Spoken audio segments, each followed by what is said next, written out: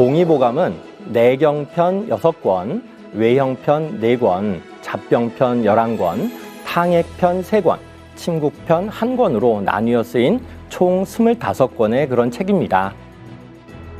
이러한 동의보감의 편집 명칭을 통해서 실제로 질병으로 고통받고 있는 환자들에게 임상적 도움을 제공하는 것을 한의사로서의 최우선의 사명으로 생각한 실용주의자로서의 허준 선생님의 면모를 재확인할 수 있습니다.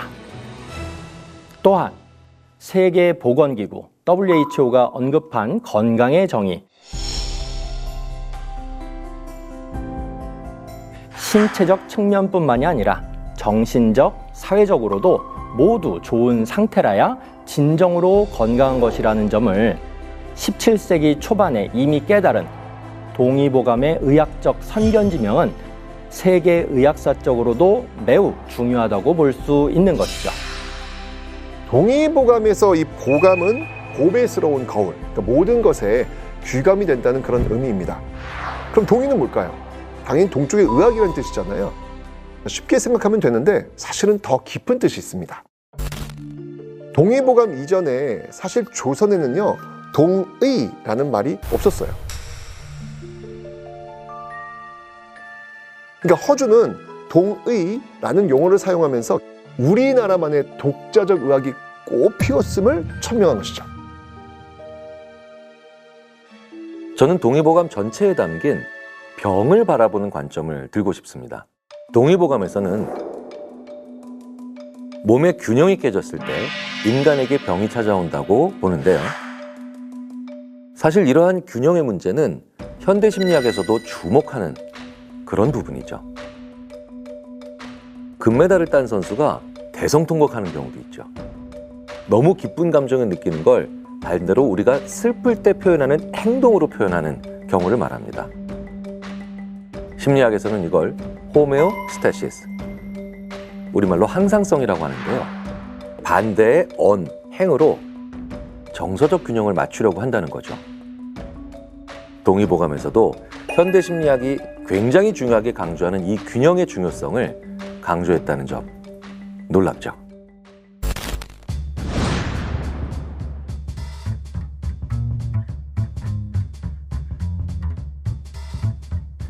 많은 사람들이 동의보감하면 이제 딱 떠오르는 사람, 허준. 동의보감 100% 창작품? 그런데 동의보감 원본에서는요, 허준이 편찬을 했다는 점이 명명이 됩니다.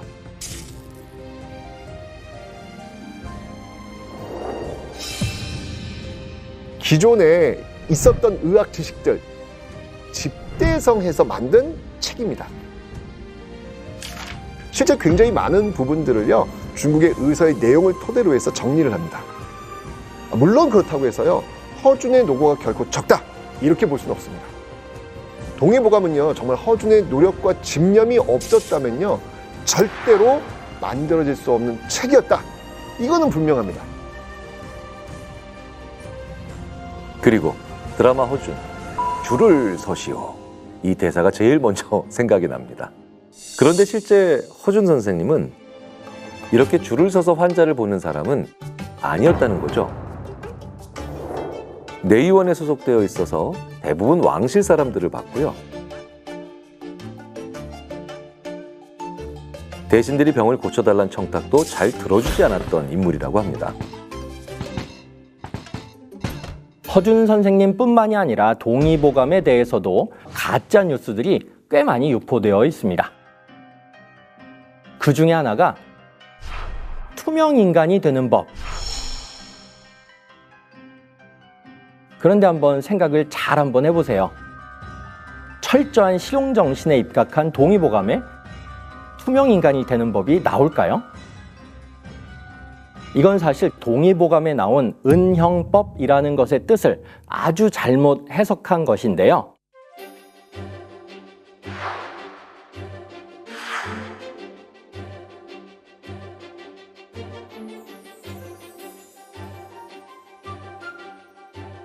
동의보감에 나오는 은형법은 사실 안중농수, 즉 눈에 고름이 차서 보이는 안과 질환을 치료하는 한의학적인 방법을 말하는 것이었습니다. 동의보감에 이런 오해들이 사라지지 않는 이유가 있어요. 누구나 들어봤지만 누구도 다 제대로 읽지 않은 책이기 때문이죠. 이런 책들은요, 자기가 보고 싶은 것만 보고요, 듣고 싶은 내용만 있다고 오해하기가 딱 좋습니다. 그 오해를 바로 잡을 생각도 잘 안 한다는 거죠.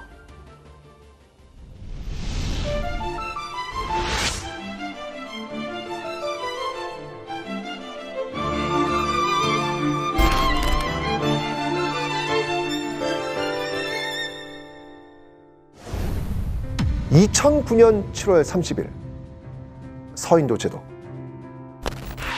카리브의 섬나라 바베이도스에 전 세계의 시선이 집중이 됩니다.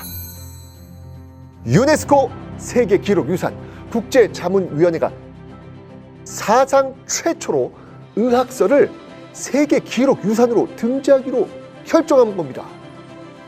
세계 최초라는 타이틀이 붙은 그 의학서, 바로 동의보감입니다. 자, 이게 바로 동의보감의 유네스코 기록 문화유산 등재 증명서인데요. 그런데 그 많은 중국 의서를 다 제치고 우리나라의 동의보감이 세계 최초의 타이틀을 거머쥘 수 있었을까?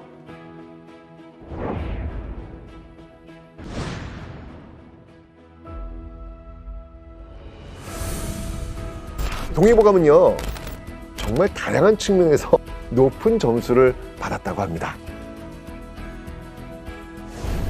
아주 독특한 의학 체계를 가지고 있다는 점, 역사적 측면에서 동아시아의 의학에 큰 영향을 미쳤다는 점, 보건학적으로 근대 서양 의학이 도입되기 전까지 동아시아의 수백만 명의 건강에 기여하였다는 점, 앞으로도 보건과 관련된 난제에 새로운 가능성을 준다는 지속 발전 가능성의 측면 역시 높게 평가가 된 것이죠. 오늘날까지도요, 임상에서 쓰이는 책이고요. 가장 중요한 건 전체적으로 세계 의학 역사에 큰 기여를 했다는 점입니다. 의학서로서 세계 최초로 유네스코 기록문화유산에 등록된 것도 중요하지만 더 의미가 있는 이유가 있습니다. 중국이 한국의 한의학을 조의학, 즉 조선족 의학으로 부르면서 중국 의학의 한 부분으로 편입시키려는 시도를 하고 있는 상황에서 동의보감이 단독으로 등재되었다는 점, 이 점은 정말 의미가 크다고 할 수 있죠. 그래서 한의과대학에 가면 동의보감도 배우나요? 라고 질문하시는 분들이 있는데요. 예, 실제로 동의보감의 내용들을 많이 배웁니다. 학부를 다닐 때 기초 파트와 임상 파트 모두에서 전통 한의학 부분을 교수님들이 저희한테 가르쳐 주실 때마다 일단 동의보감 원문을 미리 사전에 학생들이 파악한 것을 전제로 강의를 하셨습니다. 실제 제가 지금 진료를 보면서도 동의보감에 나오는 많은 내용을 활용하는데요.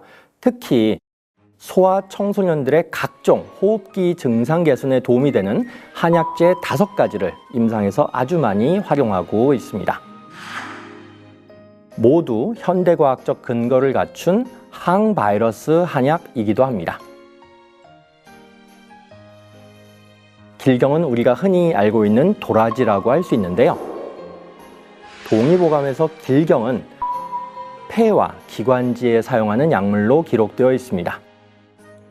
폐기를 다스리고 폐열로 숨이 가쁜 것을 치료합니다.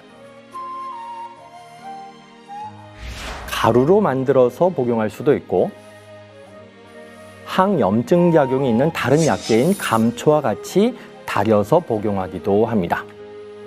이외에도 가정에서도 쉽게 구해 먹을 수 있는 대표적인 한약재들이 몇 가지 있는데요. 당귀의 경우 현대과학적 연구 논문에서 뼈세포 증식에 직접적으로 유의미한 효과가 있다라고 최근 발표된 바도 있습니다. 또 하나의 추천 약재는 바로 귤 껍질을 오래 잘 말린 진피라고 하는 한약재인데요.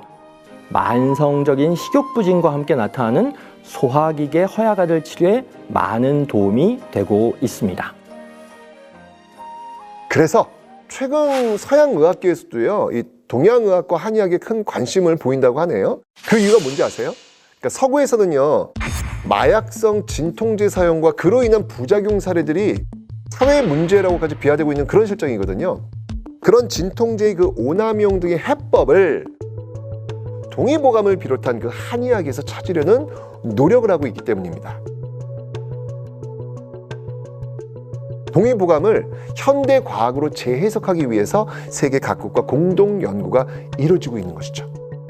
실제 엄청나게 다양한 연구가 이루어지고 있고요. 하버드 의대 마추프 신경생물학 교수 연구팀이 수행한 침술 관련 연구를 먼저 제가 소개해드리고 싶은데요.